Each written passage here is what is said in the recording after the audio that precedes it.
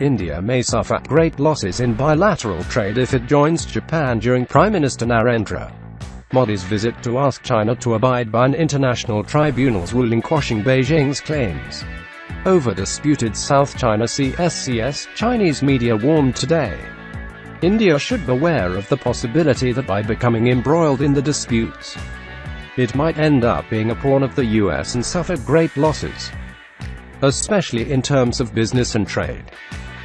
From China, an oaked article in state-run Global Times said, citing media reports that India is seeking support from Tokyo during Modi's visit to Japan this week to issue a joint statement asking China to abide by July ruling at the tribunal on the SCS. It said, India and China should put more efforts into resolving problems like the imbalance of their trade. India won't benefit much by balancing China through Japan. It will only lead to more mistrust between New Delhi and Beijing, it said. India's proposal to make new waves in the SCS first came to Singapore last month.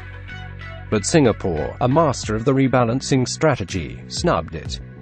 The rejection shows India lacks legitimacy and leadership in making new waves in the SCS, the article said. It also pointed out that with the recent visit to China of Rodrigo Duterte, the new president of Philippines, the country that filed arbitration case against Beijing, the SCS dispute passed pinnacle of tensions. India should realize that the SCS disputes have passed the pinnacle of tensions after the announcement of the arbitration result, and some involved parties have begun to reflect on their old way of addressing the disputes, creating conflicts without seeking productive bilateral negotiations. The Philippines, once a major aggressive claimant against China, has restored its relationship with China, it said. The article, which comes in the backdrop of recent meeting at Hyderabad between National Security Advisor Ajit Doval and his Chinese counterpart Yang Jiechi, said India wants to scale up its stand on the SCS in retaliation to Beijing blocking India's bid to the Nuclear Suppliers Group (NSG). India knows that it is not yet qualified for membership in the NSG, according to the organization's rules. China's decision was simply a fulfillment of its international duties.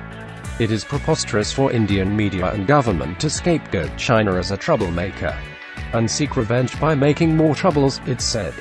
As a non-claimant to the South China Sea and an outsider that has no traditional influence on the region, India has been paying keen attention to any activity, because the country has adopted a look east foreign policy since Modi took office, the article said. India, however, seems to have overestimated its leverage in the region. Although China's major rivals in the dispute, such as the US and Japan, have been trying to draw India into the camp, the country will be likely regarded as having a token role, it said. PTI